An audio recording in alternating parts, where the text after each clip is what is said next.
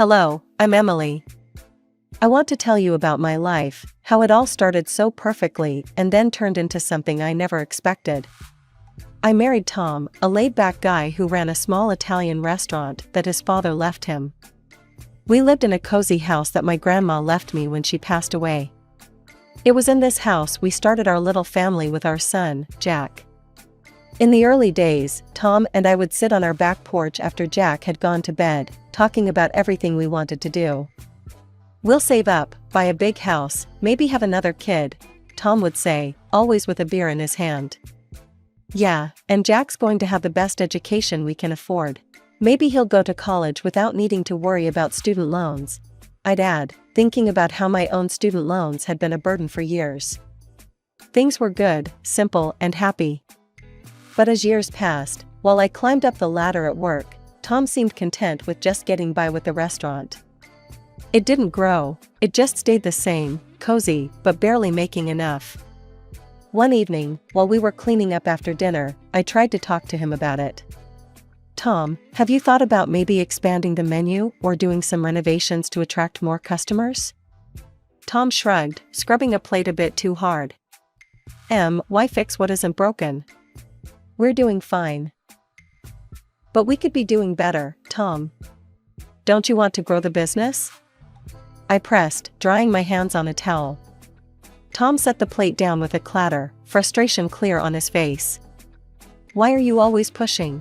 Can't you just be happy with what we have? I'm tired of you always wanting more." His words stung, but I let it go for the moment. However, it wasn't just the restaurant that was the problem. As I became the main breadwinner, the tension grew. Tom spent more days at the restaurant, not really working, just escaping the house, and often he'd end up at his mother Susan's place when we argued. One particularly rough day, I decided to confront him about his frequent escapes to his mom's. "You ran off to your mom's again last night? Tom, when you're there, who do you think handles everything here?" He rolled his eyes, tossing his keys on the table. "Oh, come off it, Em. Mom understands me. Plus, she doesn't nag me about money or working more." That hurt, especially since I had been the one covering for his lack of income, even sending $700 to Susan every month to help her out. It was getting harder to keep up with all the bills and expenses. Later that week, I was on the phone with Susan, trying to explain the situation. "Susan, I'm doing what I can, but Tom needs to step up. We're struggling here."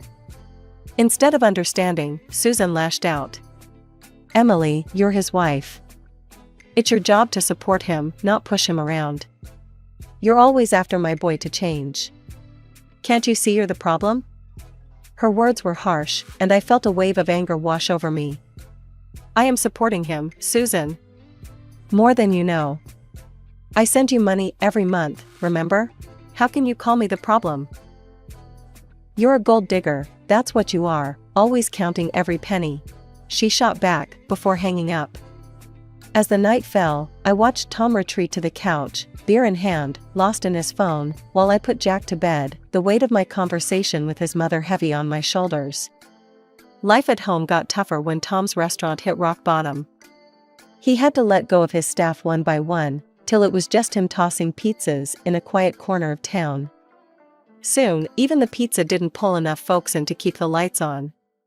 The day he shut down for good, he came home looking defeated but with an edge of defiance in his eyes. "You know, Em, this isn't the end. It's just a bump," he said, trying to keep his voice steady as he took off his apron for the last time.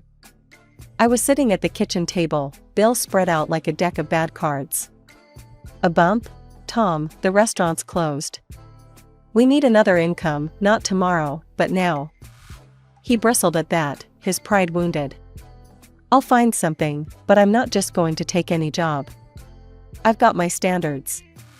I was a business owner, Em." "And what does that mean now, Tom? We need real money, not standards," I shot back, frustration boiling over. He just shook his head, muttering about not being any desk jockey at some company. "I have a degree, Emily. I'm looking for a chief's position, nothing less." I couldn't believe his audacity. Your business just tanked, and you think you can land at the top somewhere else just like that? I snapped, unable to keep the edge out of my voice. He didn't reply, just stormed out, probably to his mother's. That's how it was now. When things got tough, Tom vanished. The weekend brought no peace, only his mother, Susan, barging in with her own set of demands. She came just as I was setting up lunch, her timing as impeccable as her nerve. Emily, you need to talk to your bosses. Get Tom a good position at your place. He deserves it, she commanded, as if it were the most obvious solution. I laughed, despite myself. It was a harsh, short sound. Susan, that's not how it works. I started at the bottom and worked my way up. They don't just hand out top jobs, because I say so. She narrowed her eyes, her lips thinning. You just don't want him succeeding there. Afraid he might overshadow you, huh? Seriously? Tom walking into a senior role with no experience is not happening. And it's not about fear. It's about reality, I explained, slicing the tension with every chop of the salad knife. Lunch went on with a chilly air swirling around us. Tom was quiet, picking at his food, probably stewing over his own bruised ego and his mother's words. Tom's days became a blur of nothingness. He'd lounge around, beer in hand, glued to his phone, while I juggled work, house chores, and caring for our son, Jack. Each evening I came home to find the house a mess and dinner nowhere on the horizon. Tom, could you at least start dinner? I'm running on fumes here, I'd say as I dropped my bags, kicking off my shoes. He'd grunt, not taking his eyes off his phone. Why? You do it better. I'm tired too, you know. Tired from what? It burned me up inside, seeing him so idle, especially when Jack would tug at my sleeve, hungry and waiting. And Jack? Did you pick him up from school today? I asked one evening, already knowing the answer. No, your mom did. Forgot to tell you, he mumbled, barely audible over the TV. My mother, thankfully, lived nearby and had become my unplanned backup, ever since Tom had stopped bothering with even the smallest responsibilities. Tom, he's your son too.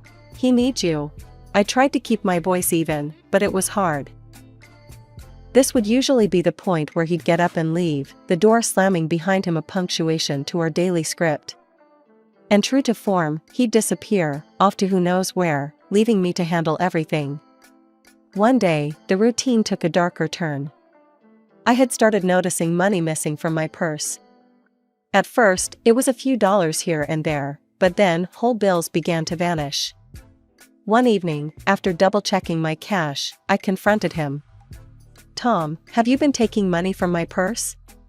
He looked away, then back at me. Needed some cash for beer. Beer? Really, Tom? You're taking cash like a thief now? How dare you call me a thief? I'm your husband, he shot back, voice rising. Before we could go any further, Susan barged in, her timing impeccable as always. She must have caught the tail end of our argument, because her face was thunderous as she laid into me. Emily, all you care about is money. Can't you see the man is struggling? You should be supporting him, not accusing him. Support him? By letting him steal from me? What about Jack? What about our bills? My voice was rising too, the stress of the last few months boiling over. Tom had slumped back on the couch, tuning out the women in his life arguing over him, his gaze fixed on some invisible point on the floor. The argument spun out, leaving a cold silence in its wake. Susan left in a huff, and Tom just sat there, saying nothing, doing nothing. Jack fell ill just as the last light of summer faded. His fever spiked one evening, and no amount of soothing or cool cloths seemed to help. I sat by his bed, thermometer in hand, my heart sinking with each beat that confirmed the fever wasn't breaking. Tom was no help, as usual, sprawled on the couch, lost in the glow of his phone. Tom, can you at least check if we have any more fever reducer in the medicine cabinet? I called out, trying to keep my voice steady. He grunted something unintelligible and slowly hoisted himself up, but I knew I'd be faster. Jack was whimpering softly, his small hands clutching mine, and every second counted. I brushed a kiss on his forehead and hurried to the kitchen myself. The next morning, the doctor confirmed it was more serious than a simple cold. He needs medication, and we should run some tests. Better to be safe, he advised, scribbling on his pad. Tests meant money. More money than what was left after all the bills and Tom's unchecked spending. I pulled up my banking app, heart hammering as I transferred the last of our savings for Jack's treatment, including the $700 usually reserved for Susan. It was the only option. No sooner had I made the decision, Susan stormed in, her face thunderous. Emily, where's my money? It's the first of the month, you know. I was repacking Jack's small backpack, ready for another trip to the doctor. Susan, I had to use that money for Jack. He's very sick, we need it for his tests and medication. Susan's eyes narrowed, her lips thinning into a harsh line. You expect me to believe you don't have money elsewhere? That was my money, Emily. I need it. I stepped back, holding up my hands, the protective mother in me rising fast. Jack comes first. He's a child, he's sick, and he needs his mother to take care of him. I'm not going to apologize for that. Well, I should have known you'd pull something like this. Keeping money from me for that boy. Susan spat the words out like they were poison. That stung, and my temper flared. That boy? Susan, that's your grandson. How can you be so cold? I don't need lessons from you, Emily. If you don't pay me by tomorrow, you'll regret it, she hissed, her face twisted in anger. The threat hung in the air, heavy and dark. But seeing Jack, so small and frail in the other room, gave me the strength I needed. Get out, Susan. Now. I won't have you threatening me in my own house, not today, not ever. Susan looked like she might say more, but the look in my eyes must have told her all she needed to know. She stormed out, slamming the door behind her, leaving a silence that rang in my ears. Tom dressed in silence and followed her out. I returned to Jack's side, my hands trembling as I smoothed back his hair. He looked up at me, his eyes trusting and filled with a pain that broke my heart. It's okay, baby. Mommy's here, I whispered, kissing his forehead, my decision cemented in my heart. The days blurred into a haze of hospital visits and restless nights. Tom's absence in the household was almost a silent relief, no arguments, no disdainful looks. But then, a week of uneasy quiet was shattered. I noticed it first on a mundane Thursday afternoon. Checking my bank app for the balance, my stomach dropped. Several large withdrawals had wiped out nearly everything we had left. Panic tightening in my chest, I scrolled through the transaction history, my heart racing, every withdrawal a stab of betrayal. Calling Tom was useless, he didn't pick up, hadn't picked up for days. With a heavy hand, I blocked the card, cutting off his plundering. It was only then, amidst the swirling chaos of my life, that I realized how deep Tom's selfishness ran. But nothing could have prepared me for what came next. Exactly 1 week after he vanished, Tom returned, not alone, but with Susan swaggering by his side. They found me in the living room, floor littered with Jack's toys and medical receipts. Emily, we have news, Tom announced, an unfamiliar smirk playing on his lips. I won the lottery.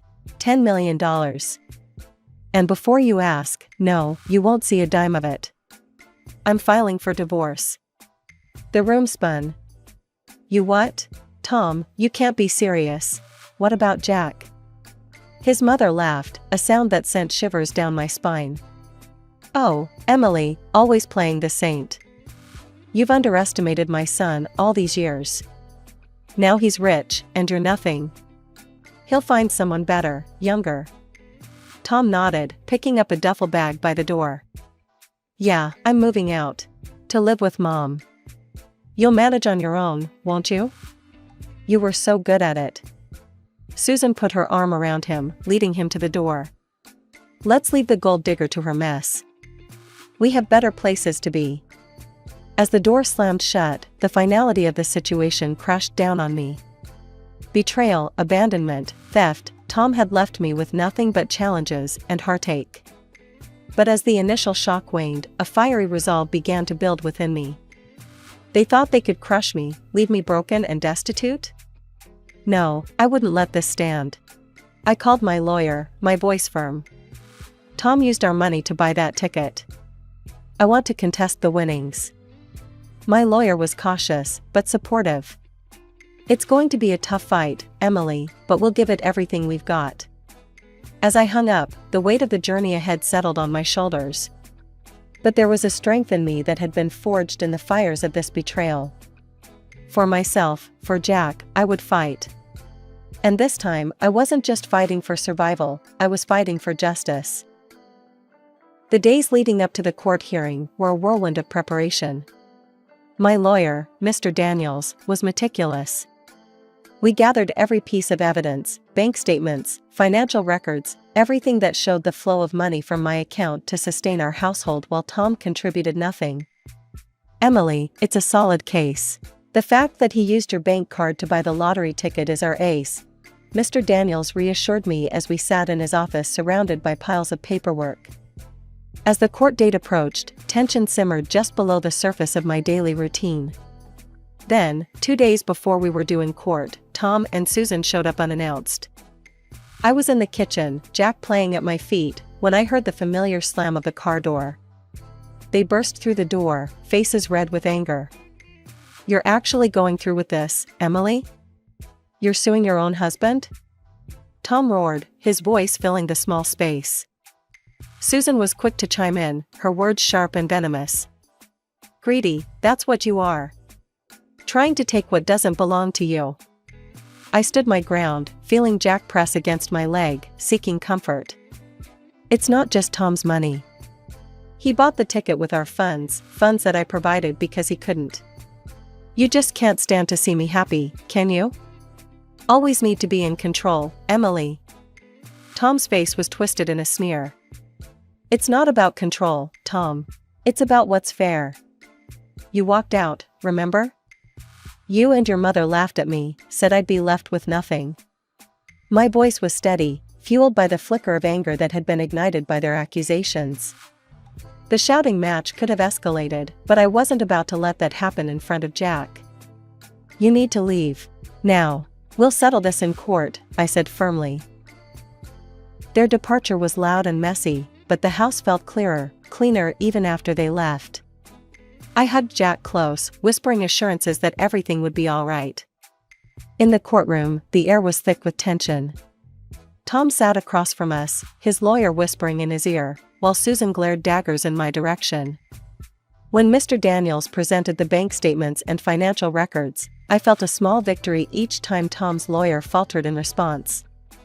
The judge listened intently, his gaze often lingering on Tom as the evidence of his financial dependency on me was laid bare.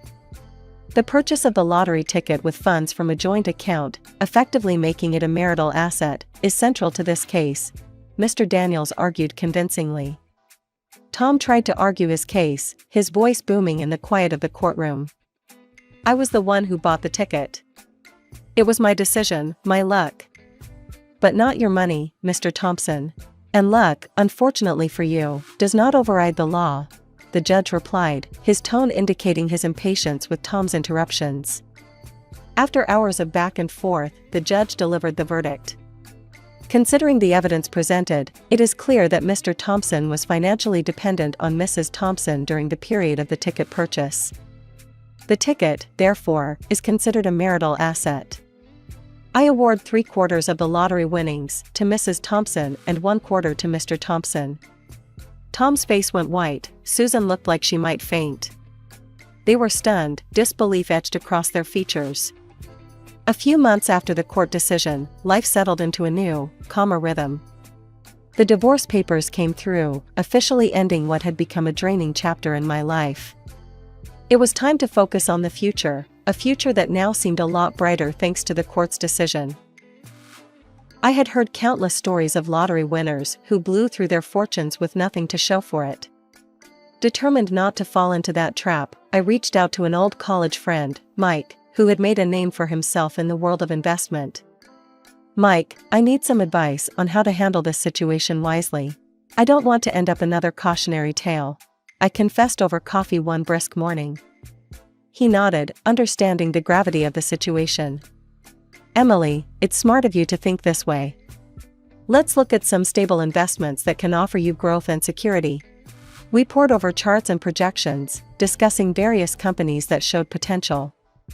Mike's expertise was invaluable, and by the end of our meeting, I felt confident about where to invest.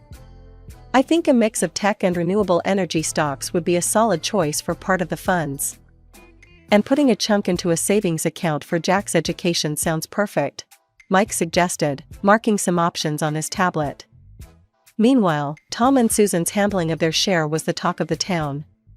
Tom had splurged on a flashy new sports car and was often seen driving around, showing off to anyone who'd pay attention. Susan adorned herself with expensive jewelry and clothes, reveling in her newfound status. One afternoon, while picking up Jack from school, I bumped into an acquaintance who couldn't wait to share the latest gossip. Emily, have you seen Tom's new car? It's worth a fortune. And Susan, she's living it up like there's no tomorrow, she said, her eyes wide with excitement. I just shook my head, a small smile playing on my lips. Yeah, I heard. But that's their choice. I'm just focusing on what's best for Jack and me. At home, I updated my financial plans, checking in with Mike regularly. Each decision, each investment, was a step towards a stable and secure life. I was determined to give Jack every opportunity one possibly could, without the shadow of past mistakes looming over us. Mommy, when I grow up, can I go to college like you did? Jack asked one evening as we looked at his newly opened savings account online. Absolutely, sweetheart. And you'll have the funds to do so without worrying about money, I assured him, pulling him into a hug. That's cool. I want to learn lots of things, he said, his eyes bright with the promise of endless possibilities. Gradually, life had normalized into a comfortable routine. Jack was thriving at school, and our investments were performing well. I had managed to put the past behind us, focusing on our future. But then, the past decided to make an unwelcome return.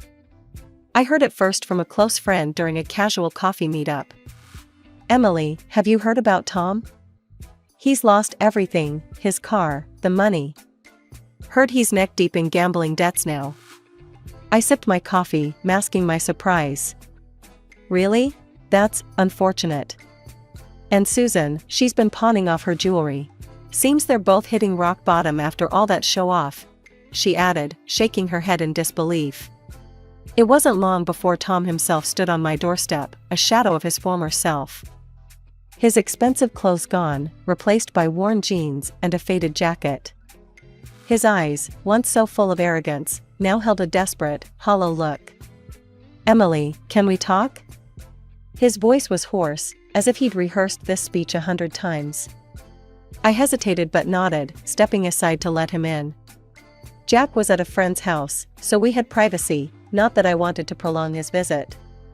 Tom took a deep breath, looking around the living room as if seeing it for the first time. I've lost everything, Emily. The money, the car. I've got nothing left. And I miss my family. I miss you. I raised an eyebrow, unable to keep the skepticism out of my voice.